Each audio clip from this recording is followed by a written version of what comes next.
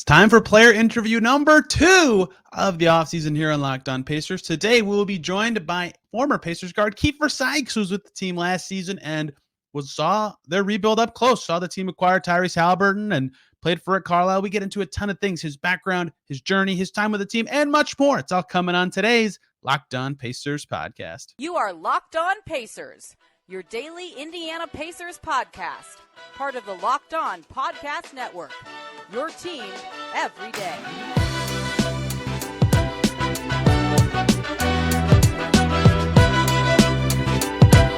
Happy Wednesday, everybody. Welcome into another edition of the Locked On Pacers podcast, where we, of course, talk about the Indiana Pacers. As always, my name's Tony East. I cover the team for Forbes and SI. And today, fun episode, a long interview with Pacers guard Keifer Sykes, former Pacers guard, I should say, who spent the parts of the 2021-22 season with the franchise preseason, spent a little time in the G League, and then spent the rest of the season with the Pacers, had that magnificent run in early January to guarantee his contract that season. We get into everything. His signing with the team on the day he hit a shot to win over $80,000 in TBT, his relationship with his family, and how his upbringing shaped his NBA career, his time with the team, playing with Tyrese Haliburton, and so much more. Great interview. Lots of fun stories from Kiefer, and we'll get on into it all today. Let's just hop right in. We've now got Keifer Sykes here with the Pacers for the 2021-22 season. One of the most fun stories of that season, Keifer, if I do insert myself, because I'll never forget that presser when you actually made the team and your contract got guaranteed and you were talking about your mom, one of my favorite practice pressers ever. But before we get to that, we will talk about that. I just want to ask you about your offseason, how things are going for you right now, and where you're headed on your NBA path these days. Yeah, my offseason's been great. Finished the year with Motor City. Started the season, I was hurt a little bit, so I didn't really get on the playing floor until the end of December. But it was fun, man. We was one game away from the playoffs, so that was good. So heading into my offseason, got done pretty early, like in early April. So my son graduated 8th grade. I had him in high school. He was up there with me in Indiana. So he graduated, spent time with some family. I got to play summer league with the Pistons. And then I moved to Miami for the rest of the summer to train. So just been training a lot. And, I want to stay in the States for another year. I'm 29, so I'll be 30 December 30th. So, I want to give it one more good shot for the NBA and make some magic happen again. Was there a ceremony for 8th grade graduation? How extravagant was that experience? Yeah, it was big time. I mean, because he's 12 years old. So, he finished 8th grade at 12 years old. We've been traveling around and in China with me, Italy with me, and things like that. So he's been, like I said, Indianapolis. So he's been on the move with me. So he's a little bit advanced, and it was cool. I also I got inducted to the Hall of Fame in my college as well. I forgot to mention. So, that was cool. I know they having like a Horizon League. I think like the introduction to the season up there on September 19th. So I may be in Indianapolis for that. But yeah, man, got stamped at my college as, one of the best players to come through the Horizon League. What did that mean to you to have that experience and be honored in that way? That meant a lot to me. Being in the Hall of Fame in the middle of my career is, something that I had a goal of, like, hey, maybe one day being in the NBA Hall of Fame or just Hall of Fame in general. So for it to, happen, like I say, while I'm playing is really legendary, really iconic. For it to happen at a university is something that I never imagined. And that's something that was big time for me. It was very motivating for me. Playing 8 years, it's, every year you got to find some motivation. So that was a big staple in my motivation. I want to keep pushing and keep going hard and keep doing legendary things and just, live all areas in my life at a Hall of Fame level now that I've reached that. James Boyd in the Indy Star last year wrote an awesome story about your background and your lead up to the NBA. But for you, growing up in Chicago, being so family focused, and then playing overseas a bunch prior to making the NBA, how did all of that long grind shape who you were when you actually got to the NBA? Because, it's unconventional how your path and being a 27, 28-year-old rookie in the first place. Yeah, my story is, big time. Somebody, like you said, who's 6 feet, under 6 feet, to play in the NBA is hard with itself. To be a professional at this height is something difficult with itself. So, For me coming out of college, I knew like, if I get blessed, I'll be in the NBA, but even just to be a professional anywhere in the world would be amazing for me. But I also, stayed motivated, made the sacrifices that were necessary. And, I kept that goal of the NBA close to my heart. So, it's kind of crazy that, the year when I hit the TBT shot and I signed the Exhibit 10 for Indiana, for 85,000. At that point I had, $1 million deals, six, seven, $800,000 deals on the table. But I just took that leap of faith, and I just felt like it was the right time after being away for so long. But, all of those years abroad just built me. It helped me be more, the isolation just made me stronger. All the tests and playing in these different leagues, because I played in different leagues. That's what I, decided to do. I could have stayed in one league, but I moved to different leagues to test myself, and it just made me a strong player, all the battles and all the tests.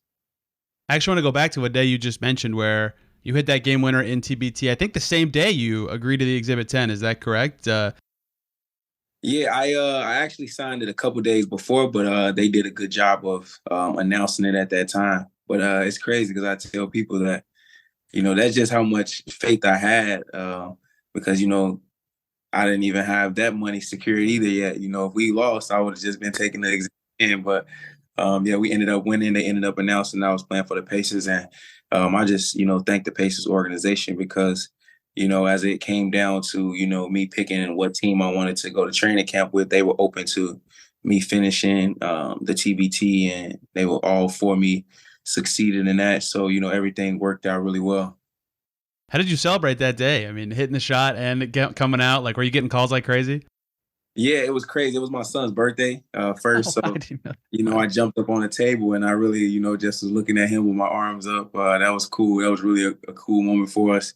And then I didn't have time to celebrate. I had to drive right back home the next day and get down to Indiana so for mini camp for summer league. So I didn't really celebrate till I got to Vegas, after, I flew all of my family there and, they got to watch me play with the Pacers, and we got to have some dinners and go out and have a little bit of fun there. You played in preseason, but then were in the G League for a couple months before they actually signed you back in that late December day, and you've been again working 27, 28 years to actually reach the NBA. What was that call like when the Pacers called and said, "Hey, we want you to play for us during the regular season right now"? Yeah, that call was everything. It was just so big time because I know they had played the Bulls in Chicago the day before. It was during that COVID time where a lot of people were getting call ups. So, I didn't get a call up. You get to see like 60, 70 guys get a call up and, just grinding it out, playing in the showcase, playing in the G League and, like I say, going through training camp and getting cut. So to continue to, put the work in and stay focused and stay motivated, it's not easy, but I stayed with it and, just, being around, Chad and Coach Rick and, all those people that, just value my hard work and my journey. That meant everything. So, yeah, when they gave me the call, I definitely, cried on the way up there. It was, my birthday was December 30th. So I'm like, man, Christmas just passed. My birthday's coming up. I worked all my life to get that first NBA shot. And a lot of people never play in the NBA. So to just, make it and then also to stick for get a full year's credit was, that was everything for me. Definitely something that that's with me forever. Hey guys, short little break here so I can talk to you about FanDuel. Get ready for the NFL season with incredible offers from FanDuel, America's #1 sportsbook. Right now, new customers on FanDuel, you just bet $5, you'll get $200 in bonus bets. That's a lot, guaranteed. Plus, all customers who bet that $5 will get $100 off of NFL Sunday Ticket from YouTube and YouTube TV. So you can watch the teams that you're putting your bets on FanDuel. It's the perfect match, and now's the best time to join FanDuel. The app, it's super easy to use. You can bet on everything from spreads to player props and more, all your faves. You can bet on your favorite team. You can bet on the best team, whatever you want to do. So visit FanDuel.com/lockdown. Kick off the NFL season with an offer you won't want to miss at FanDuel, an official partner of the NFL. I know you talked about this a little at the time, but when you signed, it was like 15 days before contracts got guaranteed for the full season. So you basically had like a tryout in the middle of the season. What kind of pressure did you put on yourself in that span, if any, or did you just try to enjoy it and play as good as you can? Yeah, I remember the GM, he shook my hand and was like, we signed you, but this basically like a 10-day. So like, good luck. So it was, it was pressure, but, the first game I was really, really nervous. I was moving too fast. Everything was moving fast. And I remember Coach Rick brought me in at halftime. He just called me in like, just relax. Like, he understood. So with that, and then, them starting me in that third game due to people having COVID, and, they just showed the belief they had me, and they threw me in the fire. And, for me, I was confident. I was ready. I just felt like I've been playing so much good basketball up until this point that, it was my time. Like I said, it was my birthday. Everything was going well. So, I went out there, had a good game versus the Cavs, good game at Madison Square Garden, and, a good game versus the Nets. And it was time to get, signed for the year, and they rewarded me with that. So that was amazing. Yeah, that 3-game stretch that you just alluded to when you were starting 17 points, 5 assists per game, 50% from the field, 42% from deep. Like, could you feel that you were on it? Did you have a feeling you were going to get the deal guaranteed? Like, what did that all, especially in retrospect, what did that stretch, that 3 games specifically, kind of mean to you and your career? Yeah, it meant a lot. Very motivated to play in a place like Madison Square Garden. So, everything was just like, kind of dreamy, adventurous. It was like, Kyrie's first game back. So, you hearing about all this stuff all night on TV, on ESPN, and, you being a part of it. And I just like wanted to make it, my moment, or like put my imprint on it. So like you say, for me to have those numbers and leave that impact, and, to help the Pacers at that time, that's all I wanted to do. And,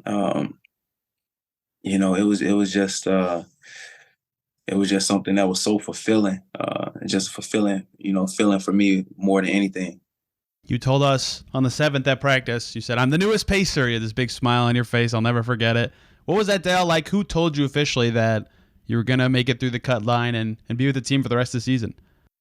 Yeah, it was crazy. It was Coach Jenny. So, to that question, I was definitely nervous. You still never sure until you know. You know how fickle the NBA is. They could bring a guy in, they could cut you, and they can make trades, and everything just so abrupt. So, even though I played well, it's like, man, it's always that, I hope I played well enough, that type of feeling, especially, when all these guys get in contracts, it's like, you hope you play well enough to get something what you deserve. So, the deadline was coming up. I didn't really hear nothing from my agent. I didn't hear anything from the team. And, we was going into practice that day, and I'm like, all right, if practice started at 3 and the deadline is at 3, then if I'm still in here by the time the practice starts, I should be good. Yeah, I was on the table getting taped, and it was so cool because Coach Jenny just believed in me so much. And, just to hear from a female coach, and just how they paved their way in the league, and just, how she, carries herself with so much respect, and so much love and joy. And the guards coach, she came and told me, congratulations. And I kind of knew what she meant, but I was like, shocked, like, wait, what do you mean? Just to, be sure. And she was like, oh yeah, you got signed for the year. I didn't know when she was excited to tell me, and I think that was, divine as well. Were you close with her at all? I know you have a close relationship with your own mom. Jenny, a mom herself, has her daughter around all the time. Were you two close? Yeah, we definitely were. Like I said, she do a lot of work with the guards. We had a cool handshake and things like that. And yeah, I had my son up there pretty much, by myself as a single father. So we definitely, and my daughter would always come visit. So she had a daughter, and we would just always connect and be able to, talk about things like that. Just being, parents, and, being guards, and just working our way through the league. And, her energy was always fresh. So we definitely had a great connection. And like I said, that was definitely meaningful. Talked about this a little bit, but what does your mom mean to you, and how involved was she kind of in your life, and how much was she at games when you were with the Pacers? Yeah, my mom means everything to me. I lost my dad, so my mom is the only parent I have left. So, after losing a parent, people know how tough that is.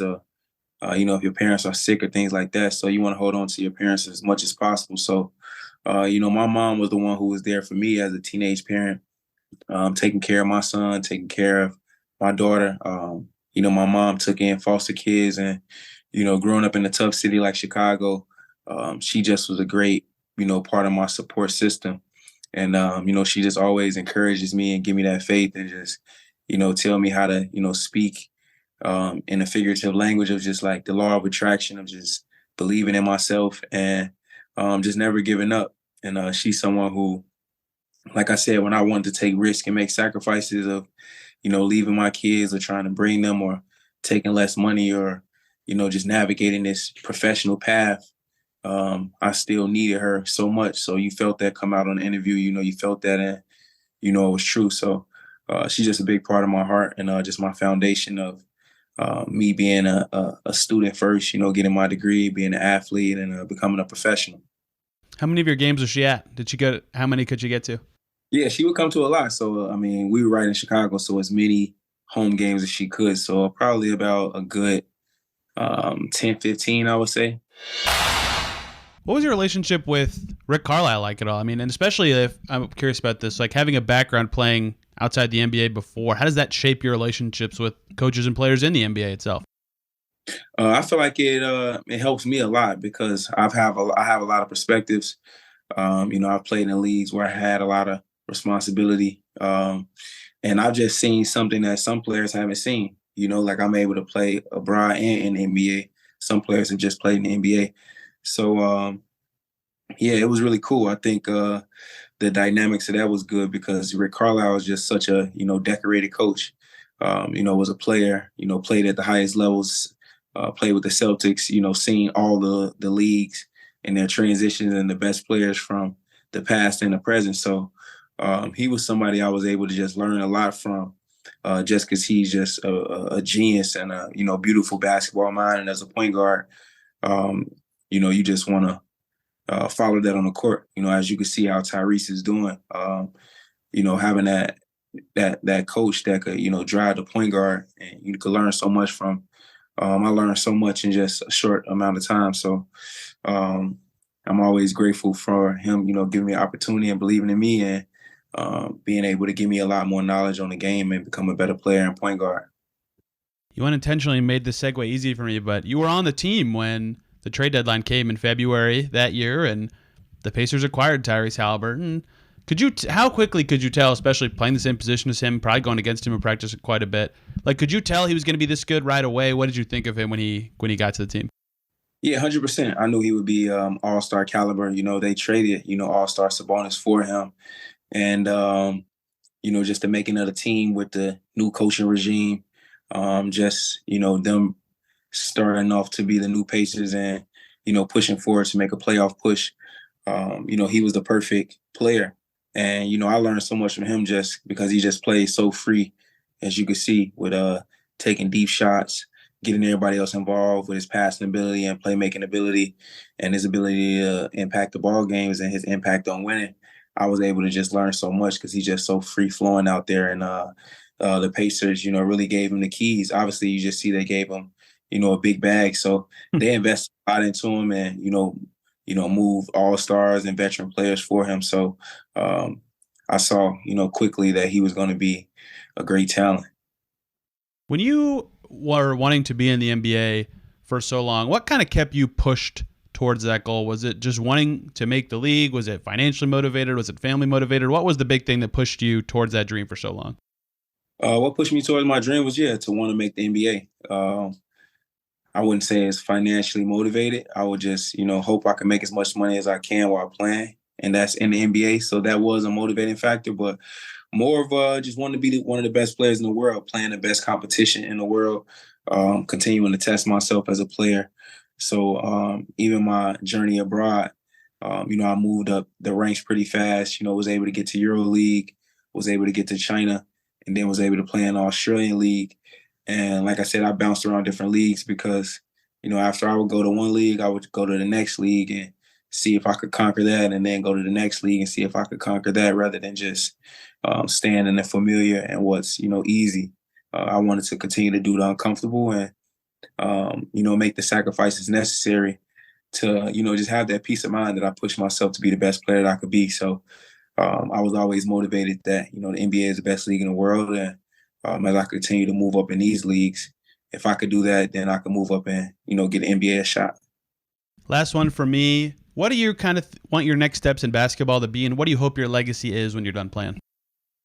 My next steps in basketball, I want to, stay here and play in the league. Hopefully, get the 3 to 5 year pension. That's my goal. So find a way to stick around the league. And from there, transition into maybe coaching, maybe front office. I like how a lot of players are starting to get in front office positions. Just continue to be studious and a professional and, learn the game and be one of the, brilliant NBA minds and, be an influence on the youth in my community and a leader of my generation of, players that, like I said, got experience abroad, got experience in the league and going to continue to give that experience back by either coaching or in the front office space. So God willing, those ventures open up for me. He's Keifer Sykes. He's in the NBA. You can read more about him in the Indy Star Hero's Journey story from James Boyd or watching the Chi-Town documentary on Prime Video. Keifer, thanks so much for the time. Thank you. Hope you guys enjoyed that one. Keifer was excellent, and I really appreciate him volunteering his time so you guys can learn more about him. And if you want to read more, there will be a story with many of these things on Forbes on my profile page about Keifer. And I really highly recommend you read James Boyd's story in the Indy Star as well. I referenced it multiple times throughout this interview, but it is also wonderful. James did a great job writing it, and you'll learn a lot about Keifer and why he is the person he is today. Tomorrow, we're talking book club, reading Mark Monteith's book about the early formation of the Indiana Pacers franchise. So lots of fun stuff to get to there. Thank you all a ton for listening. Have a great day. We'll see you soon.